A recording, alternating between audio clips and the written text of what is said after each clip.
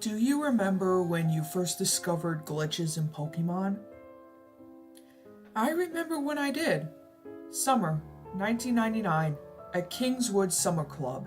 Pokemon Red and Blue were released to the previous year, which I guess would make me 8 or 9. The Pokemon craze was in full swing over here in the UK. Every day I pack up my Pikachu Yellow Game Boy Color with Pokemon Red permanently slotted into its top. My friends and I would get together with our link cables for epic trading and battling sessions that lasted for the whole day, or until our parents came to pick us up. Around midsummer, our group was starting to feel like we seen it all and done it all. Sure, I didn't think we'd even caught 'em all. Back then, it seemed like an impossibility. We had grinded to level 100, eliminated the Elite Four more times than we could remember. The game was starting to lose its draw, and there were still 4 long weeks of summer left. Then we saw Missino. I remember the first kid I knew to have him. He told us that his brother showed him how to catch this super rare, super awesome Pokemon. We gathered around as he revealed that Pokemon to us, that magical, distorted reverse L shape that held the key to infinite rare candies. We were all instantly in love and dying to get one of those super rare Pokemon for ourselves. So he passed on the secret and showed us how. Within the next few days, our little group was hooked onto glitches. We scoured magazines for the latest bugs and tricks. We visited Glitch City, battled all kinds of high-level Pokemon off the coast of Cinnabar. We even caught Mew. But there was one glitch which I've never been able to find record of since. Funny enough, I can't remember the details on how to pull it off, but I remember the outcome. Glitchlett. The technique for finding this little guy followed the pattern of a lot of treacherous Pokemon encounter bugs in Red and Blue. Talk to this dude, fly to this place, it might have something to do with Celadon. I'm not sure really. Glitchlet was just as you expected. A glitched up Diglett. The sprite was mostly intact, but the face was distorted, Missino style. There were a few distorted lines through it like scan lines, and the cry was a little weird too. Although I can't put my finger on what it was. His level was never visible, but we guessed it might have been over 100, as we could hardly put a mark on him while trying to catch him. Most of us resorted to one of our many cloned Master Balls. We named him Glitchlet, and that night we were eagerly trying out what this little guy could do. The next day, we all met up to compare results. By this point, we were all considered ourselves Pokemon glitch experts. Experiences with Glitchlet were valued. One guy claimed it messed up his game so bad he couldn't play it anymore and had to reset. Others say they tried to battle with Glitchlet only to find the game crashed every time they tried. I had the most luck in battles with the new glitch Pokemon. His only move was Dig, and he couldn't learn any HM or TMs. Even those you expected Diglett to be able to learn. Against wild Pokemon, Glitchlet was a powerhouse. He never lost PP, and together we KO'd every Pokemon we came across. But the attack itself was odd. It took 2 turns as usual, but after the first turn he'd be hit with some kind of self-damaging recoil. There was no explanation other than Diglett was hurt and that strange cry. But it never made much of a mark on him. Glitchlett's HP was higher than anything I'd ever seen, and because it took only one dig to destroy any wild Pokemon, it was never much of a problem. I laid waste to my friends' teams during Link battles, and he soloed the Elite Four. I remember when things got even stranger. I was leveling up a team using the Experience All. Destroying wild Pokemon with Glitchlett seemed the obvious choice, and I'd maxed many Pokemon this way in the past. I had woken up early that morning to level especially, and had spent all day KOing wild Pokemon. At that moment, I was under my bed covers with my trusty Game Boy Color light. Mom would go mad if she knew I wasn't asleep at this time.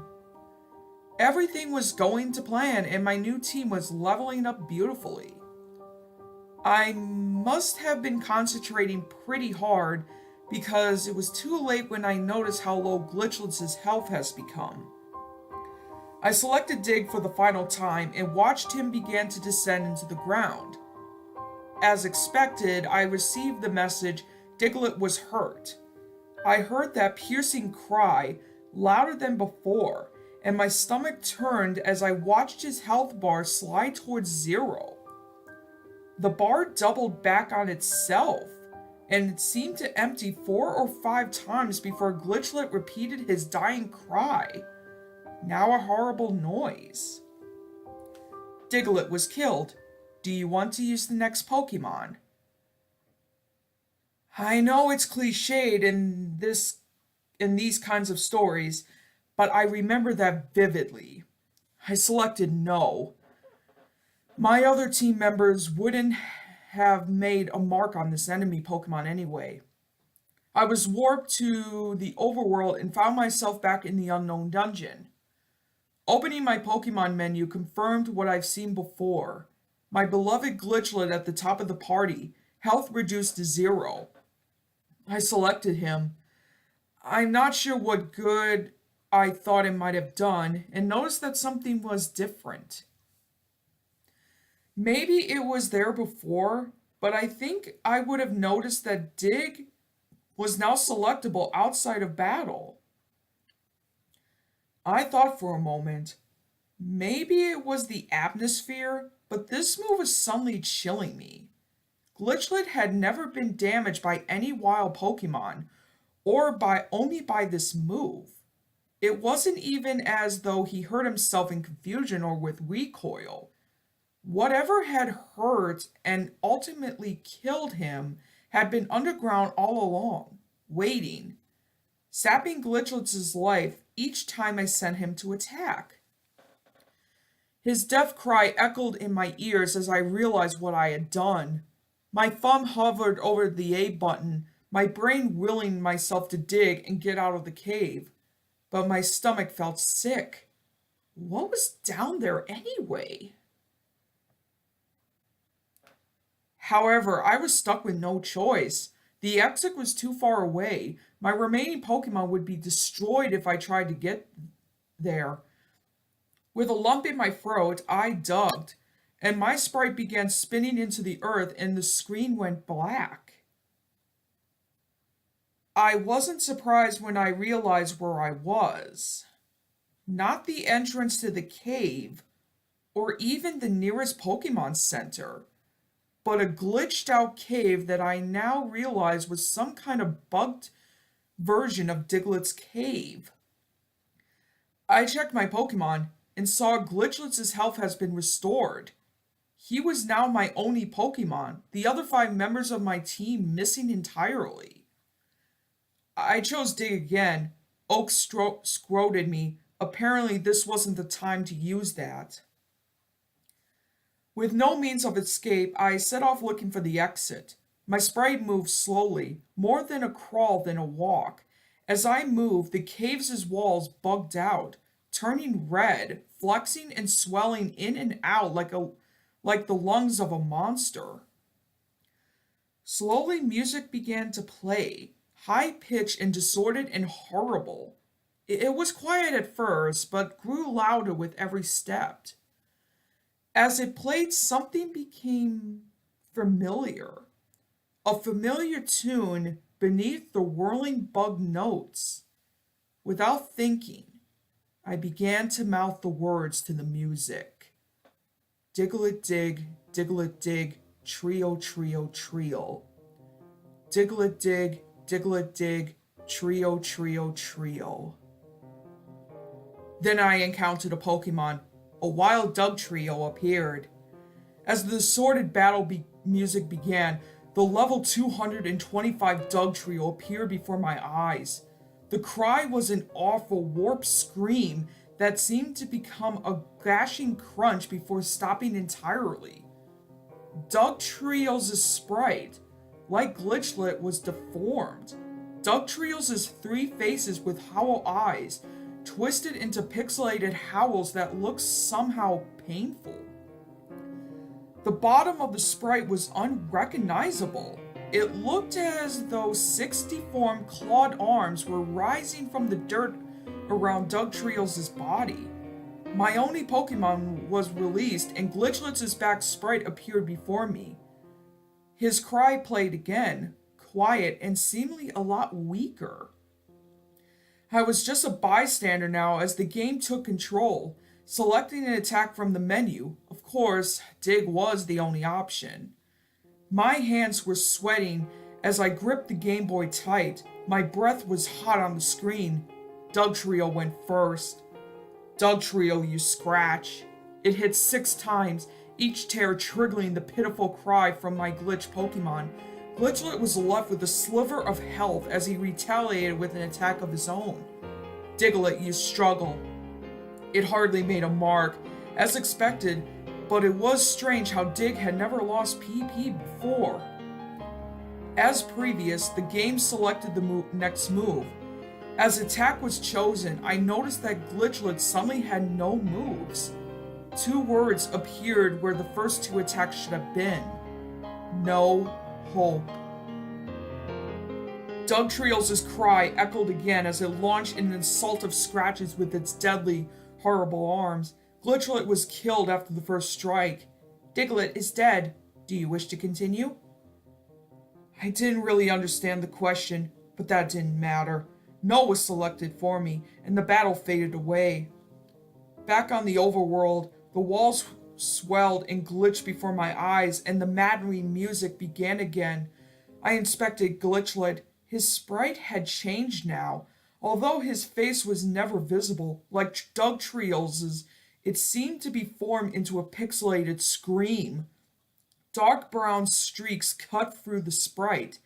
They looked like claw marks, or blood. I pressed on. I don't know what I was thinking at this stage. Just this tiny Pokemon had inflected my game in a much bigger way than expected. Glitch Pokemon seemed kinda wrong to me then. As though it was something I ought to not be messing with. Something we didn't understand or couldn't control. With no Pokemon left, I was surprised to find that I didn't black out or warp to a Pokemon Center. The game just continued as usual. It was only a few steps before the Pokemon encounter theme played and the screen turned black. A wild Dugtrio appeared. This Pokemon sprite was different to the last, almost completely disfigured. The cry seemed as though it would never end, screaming and wailing as a pixelated monster appeared on the screen. Though the glitches and cut pixels, I could make out the hollow sockets of 8 eyes, 8 terrible clawed hands, and a gaping mouth. With no Pokemon left, my trainer's back sprite faced the glitch head on.